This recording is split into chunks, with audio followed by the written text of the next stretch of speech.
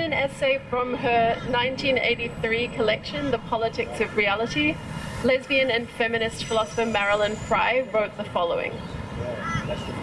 Lesbian, one of the people of the Isle of Lesbos. It is bizarre that when I try to name myself and explain myself, my native tongue provides me with a word that is so foreign, so false, and so hopelessly inappropriate. Why am I referred to by a term which means one of the people of Lesbos? The use of the word lesbian to name us is a quadrifold evasion, a laminated euphemism.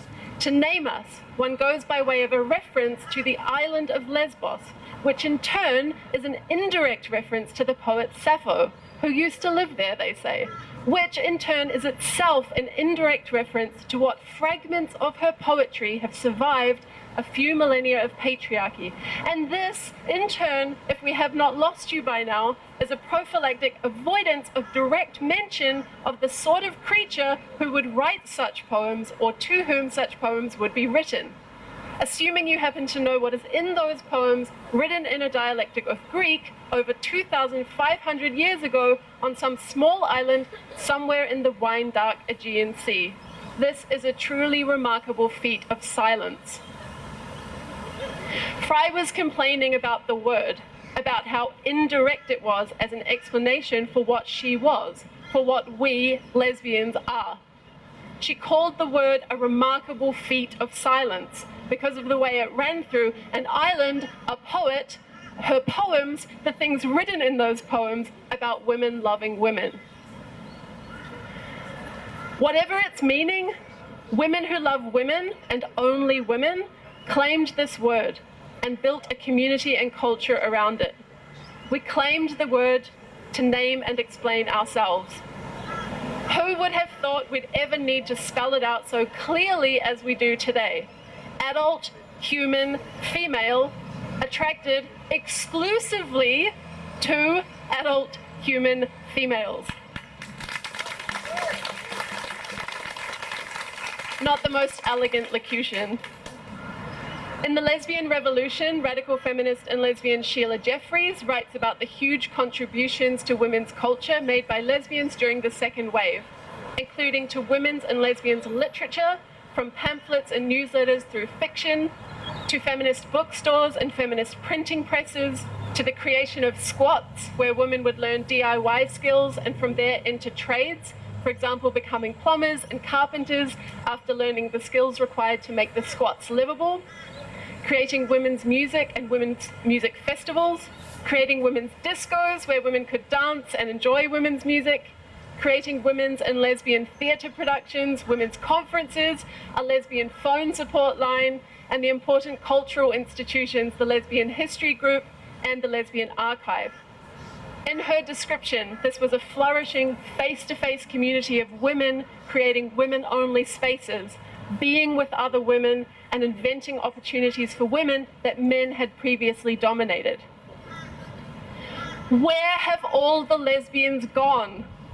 Today we are queer, part of an indistinguishable group with gay men and straight people of both sexes who have rainbow-colored hair.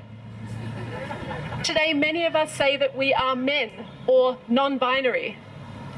Those of us who have the audacity to hold on to the word lesbian and insist upon its meaning on dating apps, in online LGBTQI+ spaces, in the real-life queer community, on the Facebook page of pretty much any left-wing political party or political party candidate, or on Twitter, are told we are being exclusionary, that we are hateful, that we must work harder to include men in our sexualities. Fuck that.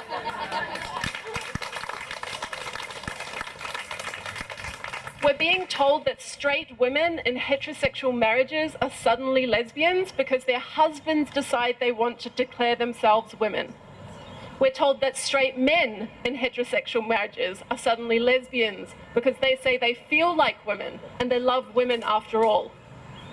We're told that two penises can get together for some fun, and yet the men they're attached to can be lesbians because the penis owners both say they feel like women. In a torturous piece of reasoning from ContraPoints last year, Natalie, a trans-identified male, comes out as gay because he's in love with Joanne. He talks about being ashamed of his attraction to women and wanting desperately to be straight, about being an attempted heterosexual. Later in the video, it transpires that Joanne is also a trans-identified male. So ContraPoints is in fact gay or bi and in a gay relationship, but neither he nor Joanne are lesbians. More than 1 million views, by the way, this video. In a recent episode of Katie Herzog and Jesse Singal's podcast, the two hosts talked to female detransitioner Kerry Callahan, who estimates the number of lesbians turned trans men in her community, Chicago. Katie asks, "I'm curious, how many trans guys did you know? I'm not looking for an exact number, but sometimes when I tell people how many former lesbian identified or dyke identified or whatever women have transitioned over the past 10 years, just that I know, I think people sometimes don't believe me. I'm talking like dozens and dozens of people who have had top surgery and changed their pronouns. So how many trans guys? Was it 1 out of 10 people or 1 out of 5 people? How big was this population?" Kerry says, "Like a lot. I guess 1 out of 5 makes sense. And this was a while ago. I transitioned in 2012, so this was a while ago at this point. But yeah, in the Chicago cool rad queer scene, we had a lot." That's an estimate of 20% of the lesbians nearly 10 years ago, identifying as men as part of the queer scene. So where are we at today? In one study from 2013, 8 of 820 people referred to gender clinics in the 3 years between 2008 and 2011, 76% of the girls were lesbians. In another study from 2016, it was found that at least 91.5% of the girls referred to a gender identity service in London were lesbian or bisexual. So does it matter if there are fewer lesbians and more men or non-binary people? Yes, it does. Lesbians are people who come to accept their bodies as they are, their only real difference being in who they love. If those lesbians end up convinced that they are really men or non-binary, they may end up on puberty blockers and cross-sex hormones. They may experience a loss of sexual functioning so that they can never experience sexual pleasure, and they may suffer impaired fertility so that they cannot have children if they decide they want to do that. Those who have had their breasts removed will not be able to breastfeed if they do have children. And some 36% of trans men and 6% of non-binary females have had a double mastectomy, according to a 2015 study in the United States. Does it matter if there are fewer lesbians and more queers? Yes, it does. Gay men and lesbians have some overlapping interests, such as in fighting to secure or retain legal rights when they are lacking or under threat, but they are not the same. They're stigmatized in different ways. Lesbians are fetishized, gay men are not, for one example. And neither gay men nor lesbians have much in common with straight people with rainbow-colored hair. This is just the newest iteration of the hipster. It has nothing to do with LGBT people. So let us continue to name ourselves with our silly word coming from islands and poets and poems about women loving women. Let us hold firm against the men that want our word and who want access to the most intimate of women-only spaces, the women-only relationship. Men cannot be lesbians. This should not need to be said. Let us hold firm against the queers who seek to erase differences that are meaningful and important to us as women who love women.